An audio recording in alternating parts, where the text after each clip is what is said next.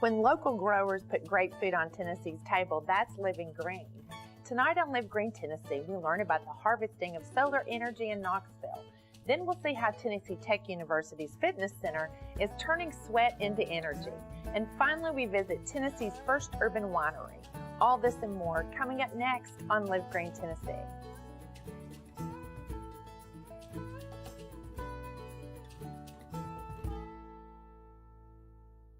This program is brought to you in part by...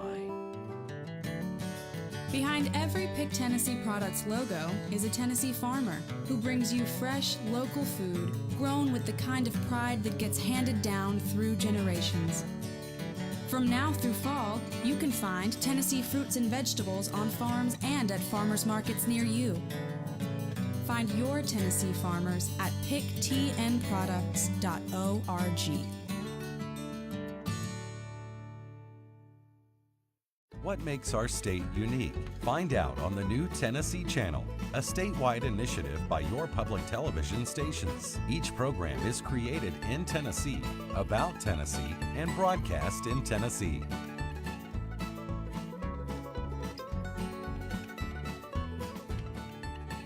The Tennessee Channel, Saturdays 6 to 10 p.m. Eastern and Sundays 2 to 6 p.m. Eastern, right here on your public television station. Funding for this program is provided in part by the United States Department of Agriculture, providing leadership on food, agriculture, natural resources, and related issues based on sound public policy and efficient management.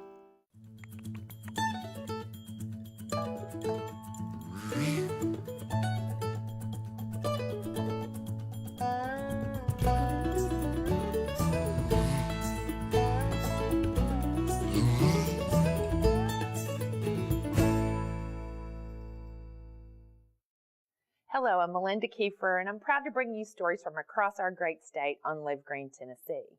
Solar power is seeing enormous growth in our area and is generating power that is cost-effective and won't damage the environment. State and local governments are teaming up with investors to put solar arrays on local schools, government buildings, and even on the PBS station in Knoxville. Green is basically using sustainable practices. The idea is to use fewer resources, the way they're used, by the way they're made, by the fact that they can be reused or recycled. Sustainability is a really broad term. Recycling is a huge part of that, and recycling and energy are like this. You cannot separate them. The more you recycle, the less energy you're spending to process your waste. The idea is to get more living from the same amount or less resources. When you get your energy from the sun, you're essentially using a resource that doesn't go away. We have a commitment to cleaning up our air, making it a healthier place for people to live, and also to saving dollars, because anything that you can take off of what you're buying from a fossil fuel source and using a renewable resource is ultimately going to save the bottom line in utility bills too. Most people have seen solar panels mounted on roofs or mounted on the ground. These panels convert sunlight to electricity. They're wired together to increase the amount of usable power from that. And there are other devices that convert the power to the same kind of power that we use in buildings and the like. The Department of Energy wanted to encourage people to use solar power, even though it's not a mandate. They were looking for locales who would volunteer basically through the process of writing a grant saying why they wanted to become a solar city, to start tackling solar from a real comprehensive perspective. Essentially the grant was really small, it was $200,000. We were able to train almost 2,000 local contractors in how to install solar, and this is new technology for them. The city was invested in training the contractors and working on the zoning and updating our codes to allow easy installs. And then in doing the few installs that we did with that grant, which is the transit center solar system, also a Knox Heritage green roof, which is essentially a roof that is a solar panel in and of itself, so you don't see the solar panels. And just those demonstration and the leverage that we got with our partners made this sort of drop in a bucket turn into this huge ripple effect. The solar installers are all very up to date on things such as incentives and premiums paid by utilities and other kinds of things that reduce the capital cost. The project we're working on here is a solar system for East Tennessee PBS. The solar panels will power themselves with the sun for a very long time. They say the average life of is 35 to 40 years, and really that's an unknown. The expected life of solar panels is almost uniformly more than 40 years. Hopefully that it'll last forever. The panels themselves collect the sunlight and convert it to direct current power, like a flashlight battery. That power then goes through power conditioning equipment that's typically mounted on the outside of the building that changes it to alternating current and converts it into a power level that is suitable to run regular lights and appliances. The electricity produced by this system won't be used in the building itself.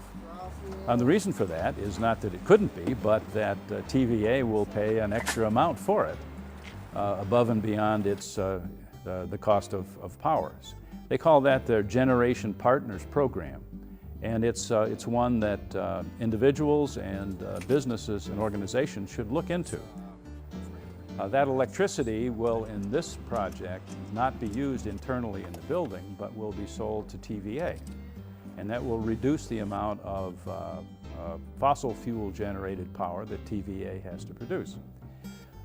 TVA pays a premium for this, and that premium will come to East Tennessee PBS and reduce the cost of overall power that the station has to pay.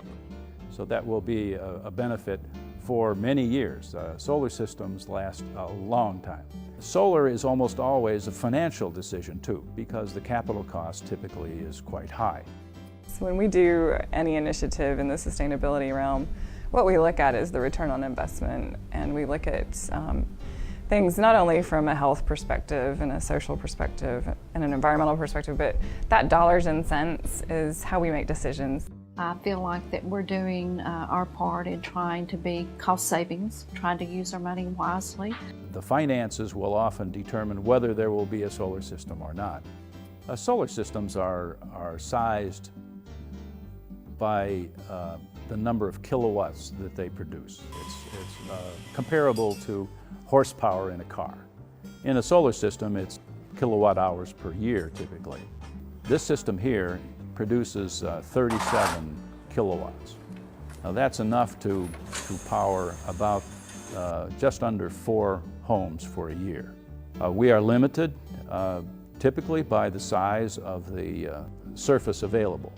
We are mainly covering the entire roof of East Tennessee PBS. We go by the amount of solar energy that we generate, and that is put back into a fund that pays for the equipment. It was really no additional cost to the station. That was all funded through the grant. At the end of a 10-year period, it all becomes the station's. This is using those funds very diligently to try to achieve less cost as well as less footprints in the environment. These panels are really generating a lot of solar sun power, and we've seen a significant cost savings. We view solar not only as a good thing to do, but as an incredible, huge, viable economic generator in our area. As the market has increased, we've seen a dramatic drop in price.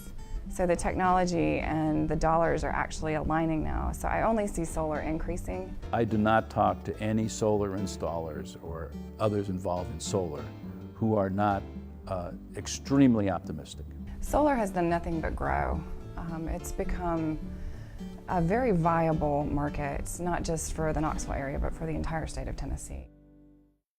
Universities across the country are looking at numerous ways to become more sustainable. One such example is Tennessee Tech University's Fitness Center that has installed several cardio machines that not only keep students healthy, but also lowers the carbon footprint of the campus.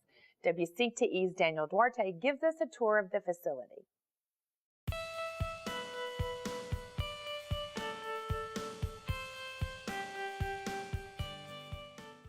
The programs that Tennessee Tech has taken on, I think, is a great challenge, and we're honored to be a part of that, with small part.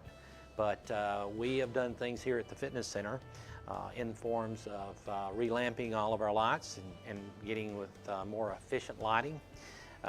We have used recycled floors that are made of tires that are actually ground and used for our floors. Tires are always a hard product to get rid of, and we're using them as flooring, great floors too. And we have used, as part of the sustainable program, Delane Miller was responsible for getting 15,000 water bottles at the start of the semester. And one of our parts, how we plugged into that, was our water fountains now have the filtered water in it. So we're encouraging people to use their water bottle and our filtered water rather than buying and having more plastic to recycle. But we also do recycle programs here in the FIT with plastic, aluminum, paper, and cardboard. So we do the full 9 yards here and try to be a good citizen in that area.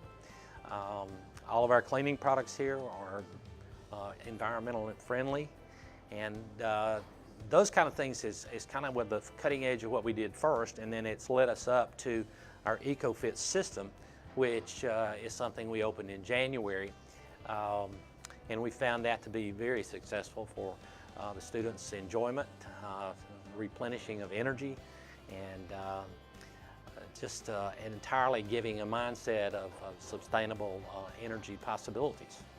So that's kind of where we've gotten to with the system. The system itself is made up of a pod of exercise equipment that actually harnesses energy from human performance. So it's a neat system. It harnesses it through a pod and moves it back into an inverter, which directly goes into the electrical grid and produces immediate energy. My role with the ecosystem is basically to do the day-to-day operations. I make sure that the students and members are happy, that they understand the system, making sure that they have the cards that they need to actually run the system that's on the machines themselves, and then make sure that they have accessibility to the phone application that they can use as well. So we've got 2 different ways for them to use it, and my job is to make sure that they can do that in a way that they understand well and get the most out of it. The card slides into a slot on the side of the machine. It automatically logs you in, and we've got 3 television screens actually in our room that show real-time workout stats. So it shows you how many watts you're producing, how many calories you're burning, and also how many points you're producing as well, because as you're working out, we will reward you for that workout. So in conjunction with the EcoFit company, we've developed a point system so that you can actually go back and get gift cards and things like that from companies like Best Buy and Target. So you're actually being, rewarded for working out. We have ongoing competitions every month in conjunction with EcoFit. We have 2 top power output winners every month. One is for top power for the entire month, and the other one is for the top 30-minute power output. So those winners actually get extra points from the company to use towards gaining those rewards. So there's incentive to, get on there, and there's definitely a competitive edge to it. A lot of our students get in and they'll see each other's names up on the board, who's leading right now, who's maybe a little bit behind, and it pushes them to do a little bit better, go a little bit harder. So the competitions certainly are a factor. And we've had a competition just recently with Chapman University in Southern California.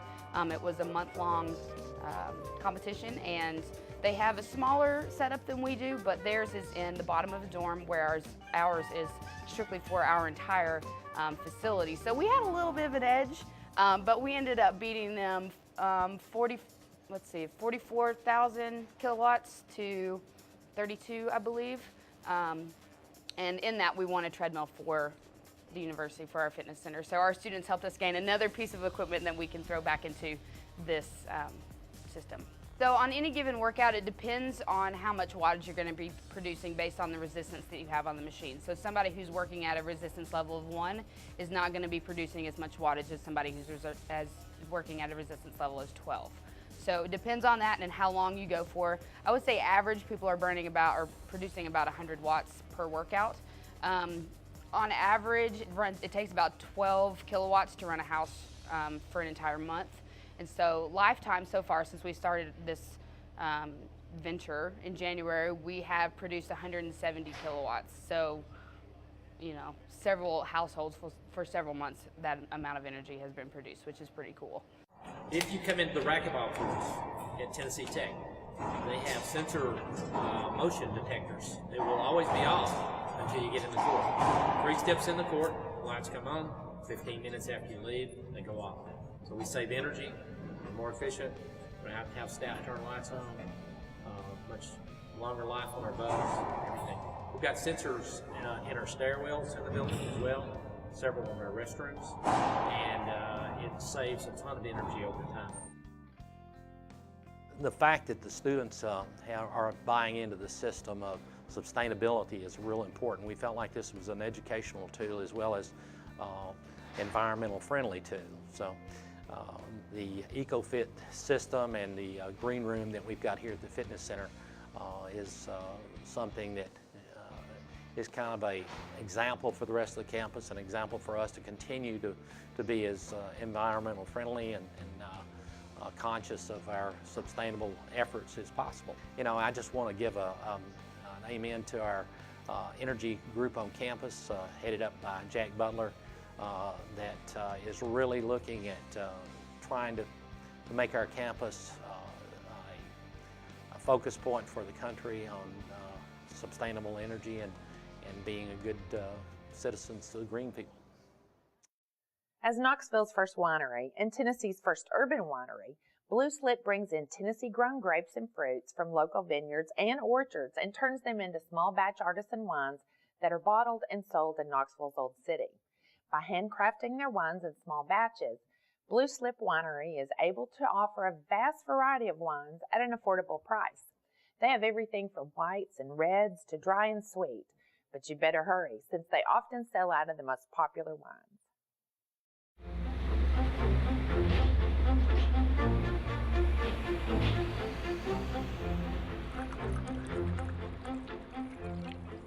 First got interested in wine as a cook and just enjoying cooking and partaking in wine, and decided that I wanted to try to make wine and started with kit wine. Soon thereafter I wanted to make wine out of fresh fruit, and a co-worker of mine was interested in the same subject, and he was actually putting in a vineyard. I started getting interested in groups that were across the state of Tennessee, amateur winemakers group and grape growing organization, and just got involved and met people that had the same interests, and that's how I got started. It grew from a hobby to what I have now, mainly because I ran out of space to make wine at home and wanted to see if it would sell. Knoxville didn't have a winery, and I thought being first would be pretty cool. I came about wanting to have the winery in this area, in the downtown area, mainly because it's where I work, it's where I like to spend my time, and so for convenience, and then also at the time that we were looking for a space, it was affordable. How I got the name for the winery is an interesting story. Blue Slip specifically is a pass for the weekend. My partner is a graduate of Macaulay in Chattanooga, and in order to go home for the weekend they had to have their Blue Slip signed.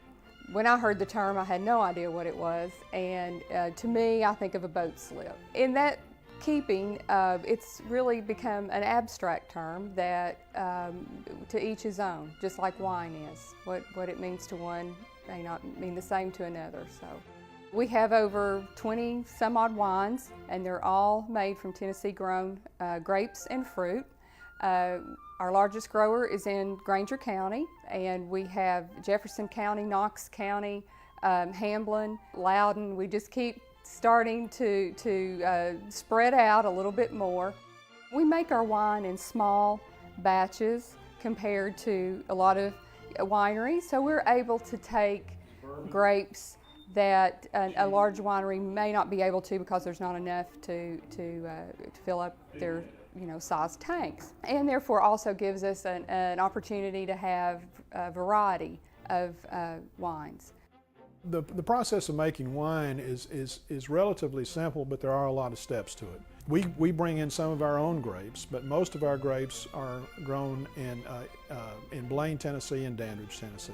All of our fruit comes from Tennessee, whether it's grapes or strawberries or peaches or apples or whatever. All of it's from Tennessee, and that's one thing we said we want to stay with is local fruit. So we go to the grower and we talk to them about the quality of the fruit and is it ready to pick, and then we either deliver it ourselves and then sometimes we actually pick the fruit or help pick the fruit and bring it to downtown Knoxville to the winery.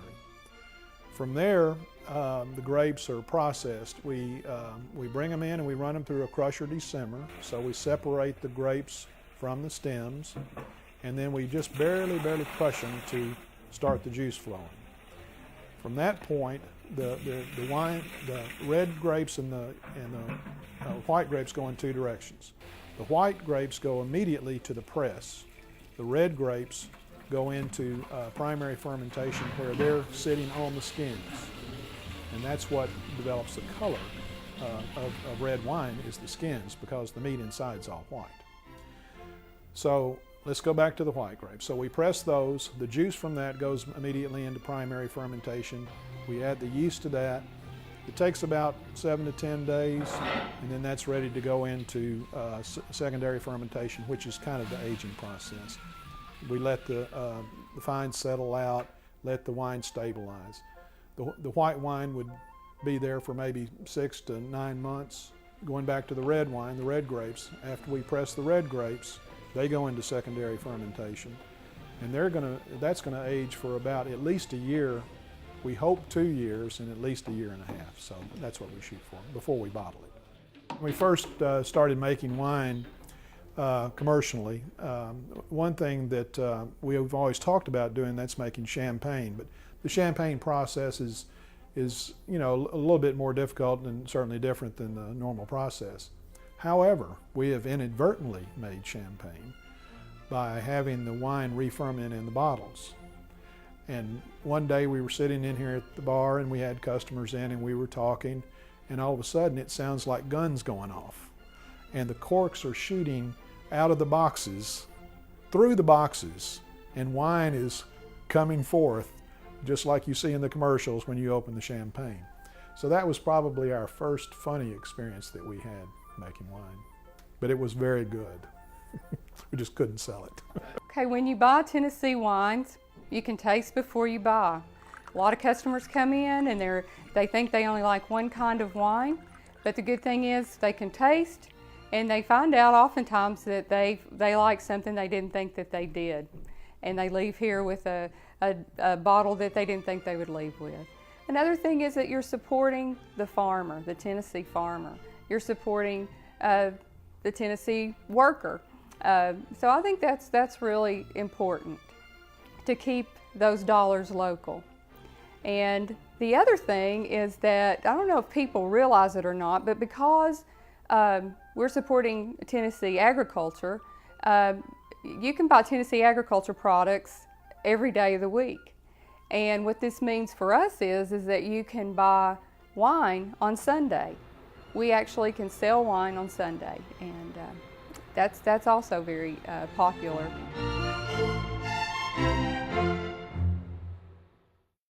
Thanks for joining us for another episode of Live Green Tennessee, where we take you all across the state into the farms and businesses of those who are making the move to eating fresh, living sustainably, and helping us all be more organic in our thinking and the way we live our lives as Tennesseans. Thank you for watching, and we'll see you next time on Live Green Tennessee. If you would like more information about Live Green Tennessee, please visit our website at livegreentv.org, where you can find everything from healthy recipes to past episodes and more. This program is brought to you in part by Behind every Pick Tennessee Products logo is a Tennessee farmer who brings you fresh, local food grown with the kind of pride that gets handed down through generations. From now through fall, you can find Tennessee fruits and vegetables on farms and at farmers markets near you. Find your Tennessee farmers at picktnproducts.org. What makes our state unique? Find out on the new Tennessee Channel, a statewide initiative by your public television stations. Each program is created in Tennessee, about Tennessee, and broadcast in Tennessee.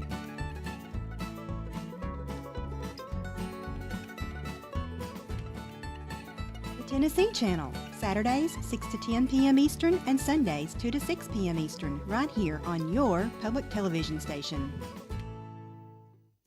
Funding for this program is provided in part by the United States Department of Agriculture, providing leadership on food, agriculture, natural resources, and related issues based on sound public policy and efficient management.